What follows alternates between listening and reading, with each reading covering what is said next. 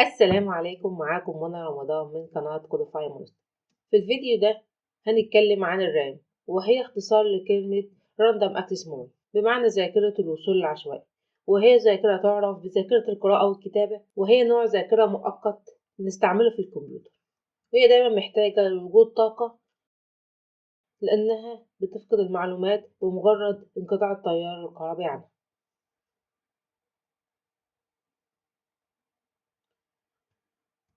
والنوع ده من الذاكرة مهم في تقييم أداء البرامج اللي بنشتغل عليها، لأنه بيحدد قد إيه كل برنامج بيستغل من مساحة الذاكرة عشان يشتغل كويس. وسميت بذاكرة الوصول العشوائي لأن المستخدم بيعرف يوصل لأي خلية فيها بشكل مباشر من غير ما يمر على الخلايا الأخرى اللي فيها، على عكس ذاكرة الوصول التسلسلي واللي متعرفش توصل لأي خلية فيها من غير ما تمر على الخلايا التانية بشكل تسلسلي من البداية للنهاية، بحيث إن كل قطعة ذاكرة فيها بتعتبر دايرة كاملة مركبة من ملايين الخلايا، واللي بتكون عبارة عن ترانزستورات ومكثفات، واللي بيشكل فيها كل ترانزستور ومكثف خلية من خلايا الذاكرة، واللي بتعادل بت واحد من البيانات. وزي ما هو معروف إن البت هو أصغر وحدة لقياس الذاكرة، وإن كل 8 بت بيمثلوا 1 بايت، والبايت هو مساحة كافية لتخزين قيمة واحدة سواء كانت رقم أو حرف أو رمز.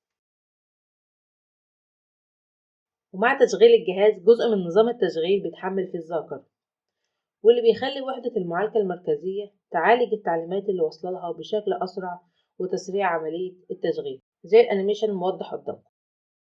بعد تحميل نظام التشغيل، البرامج اللي بنستخدمها بتتحمل برضه في الذاكرة، ولو فتحنا برامج كتير بيزيد الحمل على الذاكرة، وده بيخلي الكمبيوتر يبدل البيانات بين ذاكرة الوصول العشوائي والهارد ديسك، فبتقل سرعة الكمبيوتر لأنه بيضطر يعمل جهد إضافي. وعشان كده في الحالة دي لازم نزيد عدد الرامات المستخدمة عشان نزيد عدد المعلومات والبرامج اللي بيحملها الكمبيوتر ويعالجهم بسرعة. على الرغم إن جميع أنواع الرامات بتخدم غرض واحد، لكن في أنواع مستخدمة بشكل أكبر الأيام دي زي static RAM والديناميك رام والسينكرونس ديناميك رام وسنجل داتا ريت سينكرونس ديناميك رام والدبل داتا ريت سينكرونس ديناميك رام والجرافيكس دبل داتا ريت سينكرونس ديناميك رام والفلاش ميموري. أول حاجة هنتكلم عنها هي الستاتيك رام، وهي واحدة من الأنواع الرئيسية في الرامات، وهي بتحتاج لمصدر طاقة دائم عشان تشتغل، وبسبب الطاقة المستمرة فهي مش بتحتاج إننا نعمل ريفريش عشان تتذكر البيانات المتخزنة فيها، وعشان كده بتتسمى بالستاتيك رام. وبتسمى كمان بالذاكرة المتطايرة لأنها بتفقد المعلومات المخزنة عليها بمجرد انقطاع التيار الكهربي. ومن مميزاتها إنها بتستهلك طاقة قليلة وسريعة في الوصول للمعلومات، ومن عيوبها إن سعة ذاكرتها قليلة وتكلفة تصنيعها عالية، وعشان كده فهي بتستخدم في الغالب في ذاكرة وحدة المعالجة المركزية والأقراص الصلبة والمحولات الرقمية التناظرية في بطاقات الفيديو.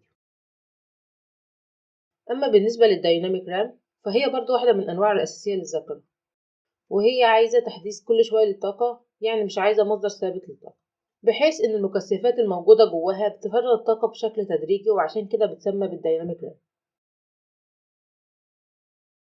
وهي برضو ذاكرة متطايرة بتفقد بياناتها لما تنقطع عنها التيار الكهربائي. ومن مميزاتها انخفاض تكلفة تصنيعها وسعة ذاكرتها أكبر، ومن عيوبها إنها بتوصل للمعلومات اللي عليها بشكل أبطأ من الستاتيك رام وبتستهلك طاقة أعلى، وعشان كده بنستخدمها في ذاكرة النظام وذاكرة الجرافيك الخاصة بالفيديو.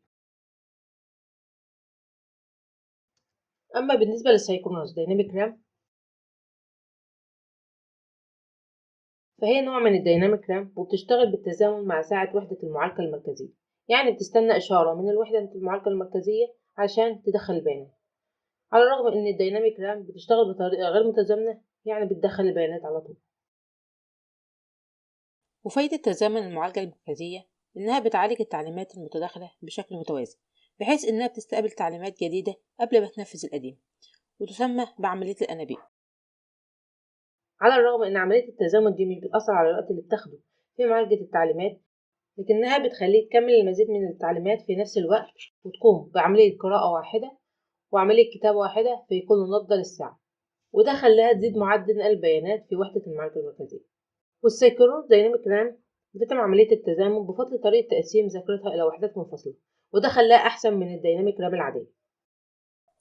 ودلوقتي هنتكلم عن الفرق بين السنجل داتا رام SDRAM والدبل داتا رام SDRAM. وزي ما هو باين من اسمهم فهم متشققين من السينكرونس دايناميك رام.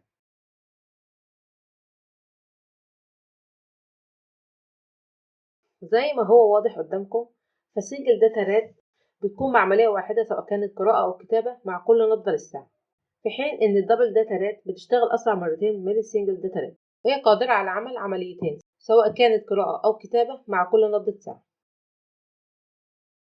والدبل داتا رات فيه 184 دبوس وبيستهلك جهد منخفض بيصل ل 2.5 فولت، في حين إن السنجل داتا رات بيحتوي على 168 دبوس وبيستهلك جهد أعلى من الدبل داتا رات بيصل ل 3.3 فولت.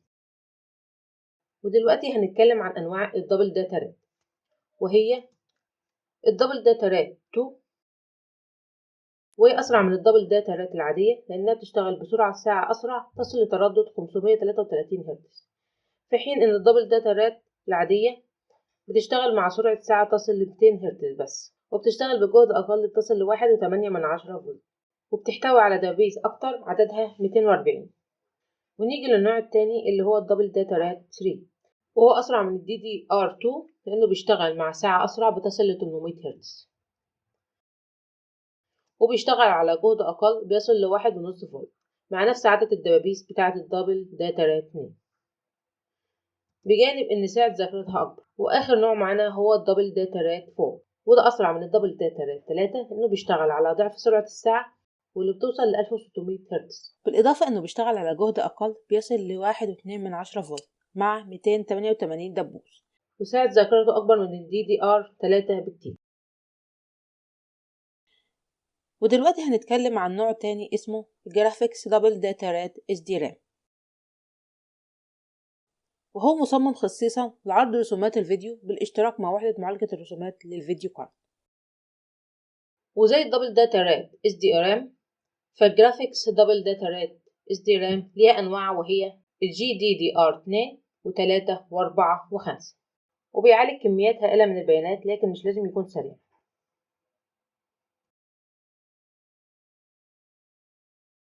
آخر نوع معانا هو الفلاش ميموري، هو نوع ذاكرة غير متطاير لأنه بيحتفظ بالبيانات اللي عليه مع انقطاع التيار الكهربي، وهو أقرب في الشكل وطريقة التشغيل للأقراص الصلبة، وبيستخدم في الغالب في تصنيع الفلاشات والطبعات ومشغلات الوسائط زي الموسيقى والفيديو، بطاقات الذاكرة، والألعاب الإلكترونية الصغيرة. ولو عجبكم الفيديو ممكن تزوروا صفحتنا على الفيسبوك، وما تنسوش تعملوا لايك وسبسكرايب وتفعلوا جرس الإشعارات.